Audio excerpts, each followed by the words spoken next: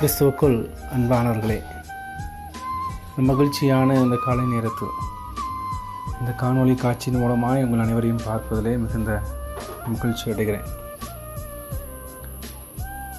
Corona என்ற உலகளாவிய நோய் தொற்று உலகத்தையும் உலகத்தில் இருக்கிற மக்களையும் பல ரீதியான மன உளைச்சல்களையும் சங்கடத்தையும் வேதனையையும் கவலையையும் பயத்தையும் கொடுத்து கொண்டிருக்கிற இந்த நாட்களில் நாம் சகலத்தையும் உருவாக்கி சகலத்தையும் வழிநடத்தி கொண்டிருக்கிற ஆண்டவராகிய இயேசு கிறிஸ்துவை பின்பற்றுகிறோம். ஆகவே நம்முடைய ஆண்டவராகிய இயேசு கிறிஸ்து இந்த வேதனையான நாட்களிலிருந்து நம்மளை மாற்றி நம்மளை சுகமாய் பாதுகாப்பாய் வழி நடத்துவார் என்று சொல்லி நான் நம்புகிறேன். இந்த நாளில் சற்று நேரம் தியானத்துக்காக நான் தெரிந்து வைத்திருக்கிற வேத பகுதி மத்தேயு எழுதின நற்செய்தி நூல் 8ஆம் அதிகாரம் 5 முதல் 13 வரை அடங்கியுள்ள வசனங்களை மையப்படுத்தி உங்கள் மத்தியிலே சில காரியங்களை நான் பேசலாம் என்று நினைக்கிறேன். மத்தேயு 8:13 வசனத்தின் மையப்பகுதி, நீ விசுவாசித்தபடியே உனக்கு ஆகக்கடவது என்றார். நீ விசுவாசித்தபடியே உனக்கு ஆகக்கடவது என்றார். தலைகளை தாழ்த்துவோம், ஜெபிப்போம். நன்மைகளுக்கும் ஆசீர்வாதங்களுக்கும் காரணமாயிருக்கிற நல்ல ஆண்டவரே, உம்மை விசுவாசிப்பதினால் எங்களுடைய வாழ்க்கையில் அநேக நன்மைகளை தந்து கொண்டிருக்கிறவரே, இந்த நாட்களிலும் விசுவாசத்தை குறித்ததான சிந்தனையோடு நாங்கள் கடந்து போகிறோம். எங்களுடைய விசுவாசம் ஒருபோதும் குறைந்து போகாதபடி எங்களுடைய விசுவாசத்தில் நாங்கள் வேரூன்றி இருக்க கர்த்தர் எங்களுக்கு உதவி செய்யும். ஆண்டவரே, நாங்களும் இந்த வேதனையான காலத்தை கடக்க எங்களுடைய விசுவாசம் எங்களுக்கு உதவி செய்ய கர்த்தர் உதவி செய்யும். நம்முடைய வார்த்தையினால் எங்களோடு கூட பேசுகிற அடியனை மறைத்து வெளிப்படும். இயேசுவின் மூலம் ஜெபிக்கிறோம் பிதாவே, ஆமென். எனக்கு அன்பானவர்களே, கிறிஸ்துவ வாழ்க்கை எப்போதுமே விசுவாசத்தை அடிப்படையாக கொண்டதுதான் கிறிஸ்துவ வாழ்க்கை. விசுவாசம் இல்லாமல் யாரும் கிறிஸ்துவ வாழ்க்கை வாழ முடியாது.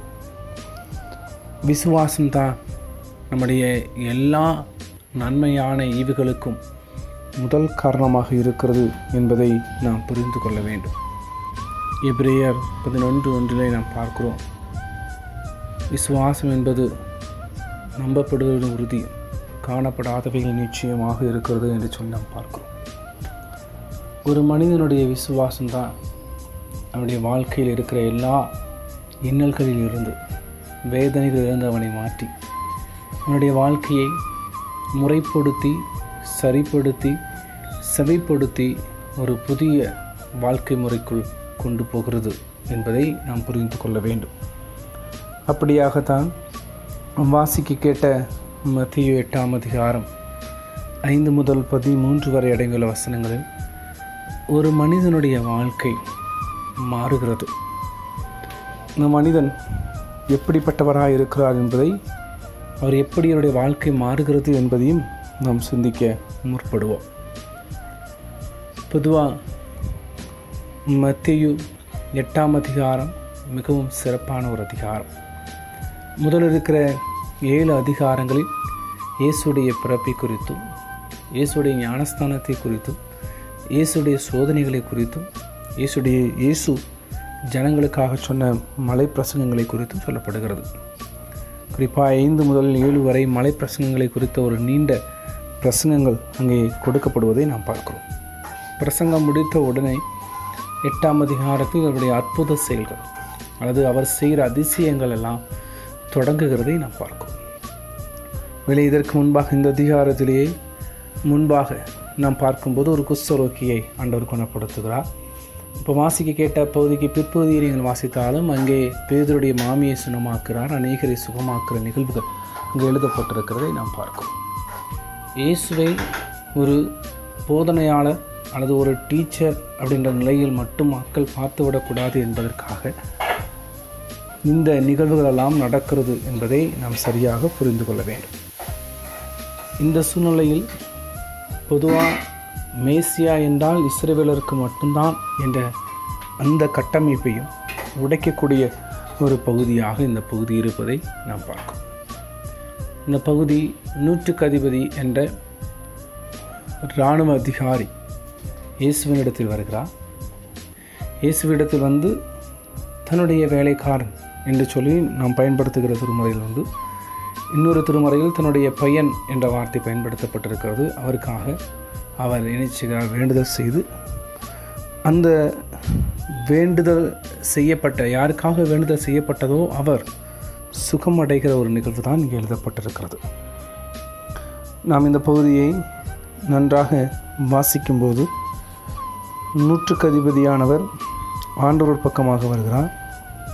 வந்தபோது அங்கே இருக்கிறதான ஆண்டவர் பக்கமாய் வந்து அவர் அழகாய் சொல்கிறார், என்னுடைய வேலைக்காரன் வீட்டிலே திமிர்வாதமாய் கிடந்து கொடிய வேதனைப்படுகிறான் என்று அவரை வேண்டிக் கொள்கிற ஒரு அனுபவம். கொடிய வேதனையை அனுபவிக்கிற ஒரு மனிதனுக்காக அந்த வீட்டின் எஜமானன் வந்து ஆண்டோடைய சமூகத்தில் வேண்டிக் கொள்கிற ஒரு நிகழ்வு தான் இந்த பகுதி. கொடிய வேதனை அனுபவிக்கக்கூடிய ஒரு மனிதன். என்ன கொடிய வேதனை? இங்கே திமிர்வாதக்காரன் என்ற பதம் பயன்படுத்தப்பட்டிருக்கிறது. அதே நேரத்தில் இங்கிலீஷ் பைபிளில் பாரலைஸ்ட், பாலிஸ் அப்படின்ற வார்த்தைகள் பயன்படுத்தப்பட்டிருக்கிறது. அதே நேரத்தில் தமிழில் புதிய மொழிபெயர்ப்பில் அழகாய் பயன்படுத்தப்பட்டிருக்கிற முடக்குவாதம் என்ற வார்த்தை பயன்படுத்தப்பட்டிருக்கிறது. இந்த முடக்குவாதம் அல்லது பேரலைஸ்ட் அப்படின்னு சொல்வது நம்முடைய சரீரத்தில் ஏற்படக்கூடிய ஒரு விதமான நோயுடைய இறுதி நிலை தான் முடக்குவாதம் என்று சொல்வார். சரீரத்தில் ஒரு பகுதி ஏற்கனவே பலவீனத்தோடு இருந்ததினால் அதனுடைய இறுதி பகுதியாக தான் முடக்குவாதம் அல்லது பக்கவாதம் என்றெல்லாம் நாம் புரிந்து கொள்கிற அனுபவம் இருக்கிறது. நன்றாய் நடந்து கொண்டிருந்த ஒரு மனுஷன் அல்லது நன்றாய் தன்னுடைய வேலைகளை செய்து கொண்டிருந்த மனுஷன் ஒரு காலத்தில் இப்படி முடங்கி கிடக்கக்கூடிய ஒரு அனுபவம் தான் இந்த முடக்குவாதம் அல்லது இங்கே பயன்படுத்தியிருக்கிறது போல திமிர்வாதம் அப்படின்னு சொல்கிறது. இந்த முடக்குவாதம் ஏற்படுகிற மனிதன் அவன் பிறவி தொடங்கி அது ஏற்படுகிறதல்ல, மாறாய் ஒரு குறிப்பிட்ட காலத்தில் அவனுக்கு வந்து சேரக்கூடிய ஒரு வியாதி தான் அந்த வியாதி. அப்படிப்பட்ட வியாதியில் இருக்கிறவர்கள் ஏற்கனவே நன்றாய் நடந்து விளையாடி எல்லா சந்தோஷங்களையும் அனுபவித்த ஒரு நபராக இருந்திருப்பாரானால் வீட்டிலேயே முடங்கி கெடுக்கக்கூடிய ஒரு அவலநிலை என்பது என்ன சொன்னால், ஒரு அறையில் அல்லது ஒரு ரூமில் அல்லது தன்னுடைய படுக்கையிலே முடங்கி கிடக்கிற ஒரு அவலநிலை என்பது எவ்வளவு வேதனைக்குரியது என்பதை நமக்கு இப்போது நன்றாய் புரியும். காரணம், நாமெல்லாம் அங்குமிங்கும் அலைந்து நம்முடைய வேலைகளை செய்து சந்தோஷமாக யாருக்கும் பயப்படாமல் இருந்த ஒரு காலம் உண்டு. ஆனால் இன்றைக்கு கண்ணுக்கு தெரியாத எதிரியாக இருக்கக்கூடிய கொரோனா வைரஸுக்கு பயந்து நாமளும் பல நேரங்களில் நம்முடைய இல்லங்களில் முடங்கி கிடக்கிற ஒரு அனுபவம், அது உண்மையிலேயே வேதனையானது என்பதை நாம் அறிந்திருக்கிறோம். அப்படி ஒரு வேதனையான ஒரு காலத்தில் தன்னுடைய வேலைக்காரன் இருக்கிறான் என்பதை உணர்ந்து அந்த வேலைக்காரனுடைய அதிபதியாக இருக்கக்கூடிய நபர், எஜமானனாக இருக்கக்கூடிய நபர் ஆண்டவரை வந்து பார்க்கிறார். எதற்காக என்றால் அவனுடைய வேதனை அவனை விட்டு மாறிப்போக வேண்டும், அல்லது அவனுடைய முடக்கப்பட்டிருக்கிற முடக்கவாதம் அவனை விட்டு மாறிப்போக வேண்டும் என்பதற்காக அவர் ஆண்டவரை பார்க்க வைக்கிற ஒரு நிகழ்வு தான் இங்கே எழுதப்பட்டிருக்கிறது. இன்றைக்கும் பல நேரங்களில் நம்முடைய வேதனைகள் மாறுவதற்கு நாம் யாரை பார்த்து கொண்டிருக்கிறோம், அல்லது நாம் முடங்கி கிடக்கிற சூழ்நிலையில் நம்முடைய இந்த முடக்கம் அல்லது நாம் முடங்கி கிடக்கிற இந்த நிலை எப்போது மாறும் என்று சொல்லி நாம் யாரை எதிர்நோக்கி காத்திருக்கிறோம் என்பதை நாம் சிந்தித்து பார்ப்போம். ஒருவேளை அந்த வேலைக்காரன் சுகமடைவதற்கு அந்த 100க்கு அதிபதியானவர் என்ன செய்தார், எப்படி அவர் தன்னுடைய வேலைக்காரனை சுகத்தோடு அல்லது வேதனை நீங்கி சந்தோஷத்தை அவன் பெற்றுக்கொள்வதற்கு உதவியாக இருந்தார் என்பதுதான் இன்றைக்கு சிந்தனையாக இருக்கப் போகிறது. இதில் நம்முடைய வாழ்க்கையில் நமக்கு காணப்படுகிற வேதனைகள் மாறணும்னா, நம்மை சார்ந்தவர்களுக்கு காணப்படுகிற வேதனைகள் மாறணும்னா ஒருவேளை நமக்கு காணப்படுகிற ஒருவேளை முடக்குவாதங்கள் மாறி சந்தோஷங்கள் கிடைக்கணும்னா ஒருவேளை நாமளும் எப்படிப்பட்ட ஒரு வாழ்க்கையை வாழ வேண்டும் என்பதுதான் இன்றைக்கு சிந்தனையாக இருக்க போகிறது. முதலாவதாக ஆண்டவரை இடத்தில் வந்து அவரை பணிந்து கொள்ளும் நூற்றுக்கு அதிபதி. ஆண்டவரிடத்தில் வந்து அவரை பணிந்து கொள்ளும் நூற்றுக்கு அதிபதி. நூற்றுக்கு அதிபதி என்றாலே அன்றைக்கு ரோம அரசாங்கத்தில் காணப்பட்ட அதிகாரிகளில் நூற்றுக்கு அதிபதி என்பவர் அக்காலத்தில் ரோம அரசாங்கத்தில் உயர்பதி வகிக்கிறவர்களில் ஒருவராக காணப்பட்டார். இன்னும் நன்றாய் சொல்லணும் என்றால் அன்றைக்கு இருந்த இராணுவத்தில் உயர் அதிகாரியாக அவர் காணப்பட்டிருக்கக்கூடும். 100 பேருக்கு அதிபதி என்பதுதான் நூற்றுக்கு அதிபதி என்பதின் பொருள். அதே போல் 1000 அதிபதி இருந்தார்கள், 10,000 அதிபதிகள் இருந்தார்கள். அப்படி ஒரு உன்னத பொறுப்பில் இருக்கக்கூடியவர், அரசாங்கத்தில் உன்னத பொறுப்பில் இருக்கக்கூடியவர். அவர் நினைத்திருந்தால் அன்றைக்கு அரசாங்கத்தில் உன்னத பொறுப்பில் இருந்ததினால் உன்னதமான மருத்துவ சிகிச்சை கிடைக்கக்கூடிய இடங்களுக்கு தன்னுடைய வேலைக்காரனை கொண்டு போயிருக்கலாம். அவன் வேதனைப்படுவதை கேட்டறிந்த அவர் உன்னதமான உயரிய சிகிச்சை கிடைக்கக்கூடிய மருத்துவமனைக்கு அக்காலத்தில் அவர் கொண்டு போயிருக்கலாம். அது இன்னும் வேறு ஏதாவது நாடுகளுக்கு கடந்து போய் அங்கே இருக்கிற உன்னதமான சிகிச்சைகளை பெற்றுக்கொள்வதற்கு அவர் முயற்சி எடுத்திருக்கலாம். ஆனால் நூற்றுக்கு அதிபதியாக இருந்தாலும் ரோம அரசாங்கத்தில் உன்னத பதவிகளில் காணப்பட்டாலும் ஆண்டவரை குறித்து அறியாமல் இருந்திருந்தாலும் கேள்விப்பட்டதின் வெளிச்சத்தில் ஆண்டவரை பார்த்து ஆண்டவரிடத்தில் வேண்டுதல் செய்யக்கூடிய ஒரு மனிதனாக இந்த நூற்றுக்கு அதிபதி இருப்பதை நம்மளால் பார்க்க முடிகிறது. ஆண்டவரிடத்தில் வந்து ஆண்டவரிடத்தில் வேண்டுதல் செய்யும் நூற்றுக்கு அதிபதி. இன்றைக்கு நிறைய நேரங்களில் நாம் நம்முடைய பலன் சார்ந்து அல்லது நம்முடைய வசதி சார்ந்து அல்லது நம்முடைய அறிவு சார்ந்து இந்த வேதனையிலிருந்து மீண்டு விடலாம் என்று சொல்லி நாம் நினைக்கிறோம். ஆனால் பல நேரங்களில் நாம் நினைப்பது அது சரியாக நடைபெறுவதில்லை. மாறாக இந்த வேதனை இன்னும் அதிகமாகப்படுவதே நாம் அதிக நேரங்களில் உணர்கிறோம்.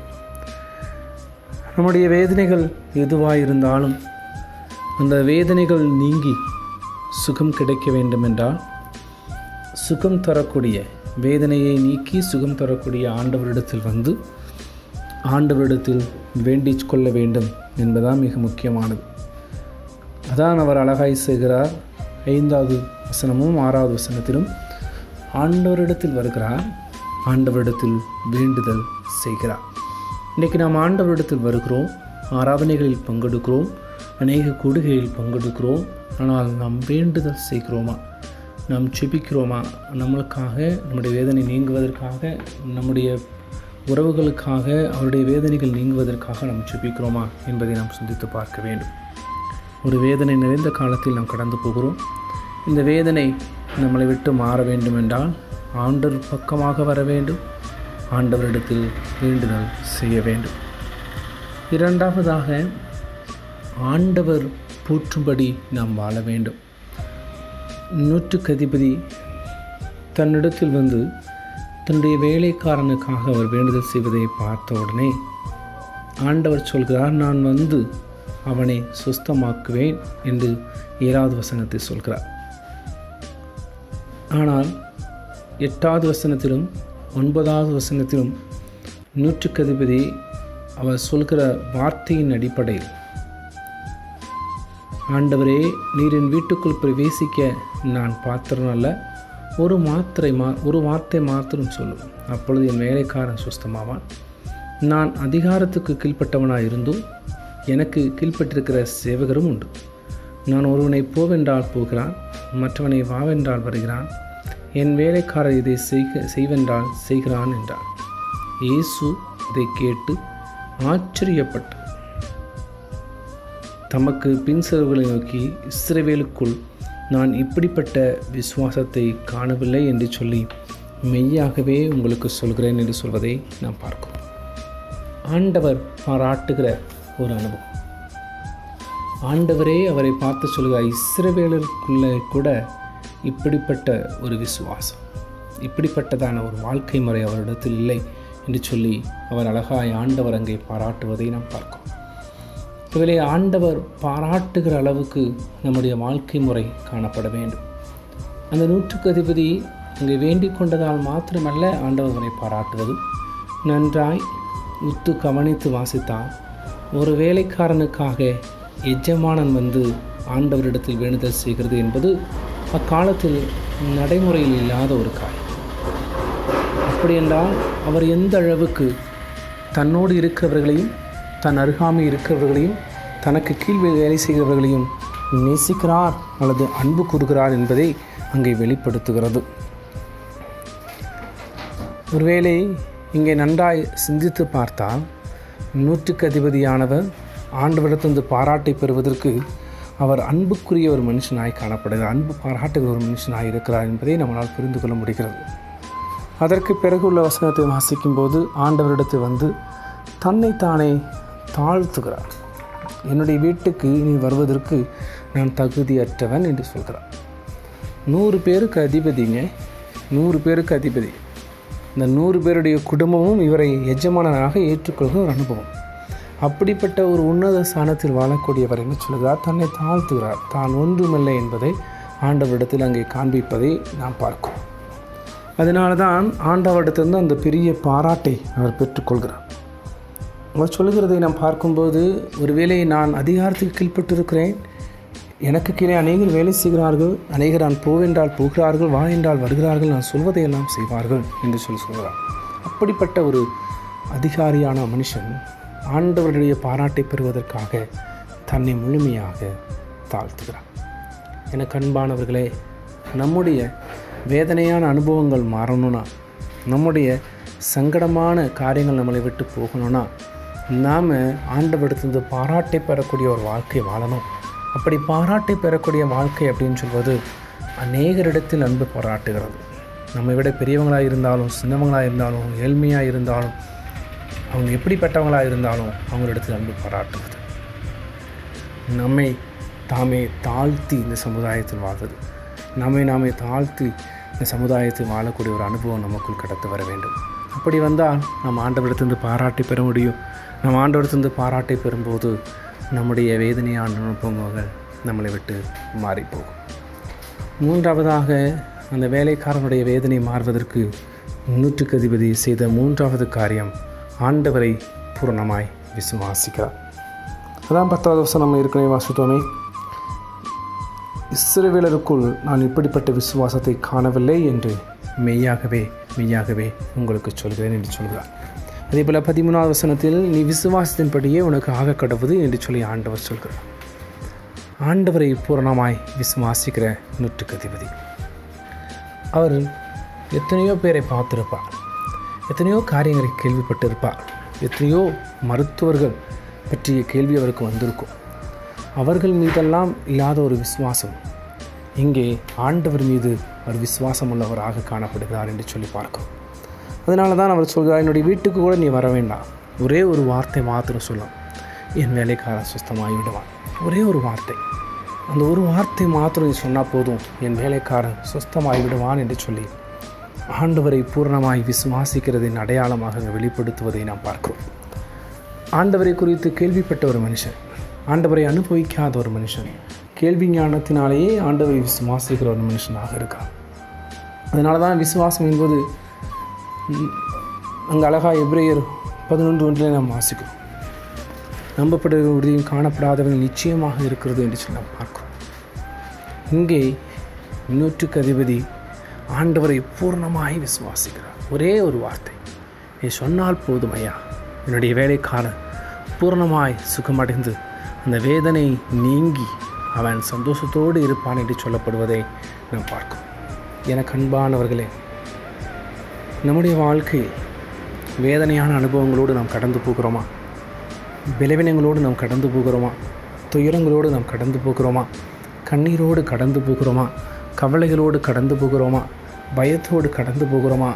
இந்த காரியங்களெல்லாம் நம்மளை விட்டு நீங்களும் நம்ம நினைத்தா நாம் ஆண்டவரை விசுவாசிக்க வேண்டும். இதில் இந்த உலகம் இன்றைக்கு மருத்துவர்களை அதிகமாக நம்பிக்கையோடு காத்திருக்கிற அல்லது விஞ்ஞானிகளை நம்பிக்கையோடு காத்திருக்கிற நேரத்தில் நாமும் ஆண்டவரை அதிகமாக விசுவாசிக்கிற பிள்ளைகளாக இருப்போம். ஆண்டவரை விசுவாசிக்கும்போது ஆண்டவர் நிச்சயமாக இந்த வேதனையான காலங்களை விட்டு நம்மளை மாற்றுவார் என்று சொல்லி நான் நம்பும்போது ஆண்டவர் இந்த வேதனையான காலங்களிலிருந்து நம்மளை மாற்றுகிறவராக இருக்கிறார். நூற்றுக்கு அதிபதி ஆண்டவரை பூர்ணமாக விசுவாசித்தார். அதனால் அவனுடைய வேலைக்காரன் பல நாட்களாய்ப்பட்டு கொண்டிருந்த வேதனைகளிலிருந்து சுகம் பெற்றான் என்று சொல்லி 13ஆம் வசனம் அழகாய் சொல்லுகிறது. அப்படி விசுவாசத்தின்படி உனக்காக கடவுது என்று சொல்லி ஆண்டவர் சொன்ன அந்த நேரத்திலே அவன் சுகமானா என்று சொல்லி திருமறை கற்றுக் கொடுக்கிறது. இதில் இன்றைக்கு உங்களுடைய வாழ்க்கையிலே உங்களுடைய வேதனைகள் மாறி நீங்கள் சுகம் பெறணும்னா, நீங்கள் உங்களுடைய வாழ்க்கையில் ஒரு புதிய மாற்றத்தை காணணும்னா நீங்கள் ஆண்டவரை விசுவாசிங்கள். எனக்கு அன்பானவர்களே, நம்முடைய வேதனைகளை மாற்றக்கூடியவர் நம்முடைய ஆண்டவர். நம்முடைய கவலைகளை மாற்றக்கூடியவர் நம்முடைய ஆண்டவர். நம்முடைய சங்கடங்களை மாற்றக்கூடியவர் நம்முடைய ஆண்டவர். நம்முடைய பயத்தை நீக்கக்கூடியவர் நம்முடைய ஆண்டவர். இப்போது நம்முடைய வேதனைகளும் பயங்களும் சங்கடங்களும் கவலைகளும் நம்மளை விட்டு மாறணும்னா நாம் முதலாவது ஆண்டவரிடத்தில் வந்து ஆண்டவரை வேண்டிக் கொள்ள வேண்டும். ஆண்டவரிடத்தில் வேண்டிக் கொள்ள வேண்டும். இரண்டாவது, ஆண்டவர் பாராட்டக்கூடிய ஒரு வாழ்க்கையை நாம் வாழ வேண்டும். மூன்றாவது, ஆண்டவரை பூர்ணமாய் விசுவாசிக்க வேண்டும். இது மூன்று நம்மிடத்தில் இருக்குமானால் ஆண்டவர் நம்முடைய வேதனைகளையும் நம்முடைய சங்கடங்களையும் நம்முடைய கவலைகளையும் மாற்ற வல்லவராயிருக்கிறார்.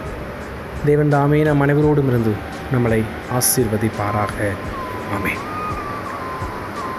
கர்த்தர் தாமே உங்கள் அனைவரோடும் இருந்து உங்களை ஆசீர்வதிப்பாராக. ஆமென்.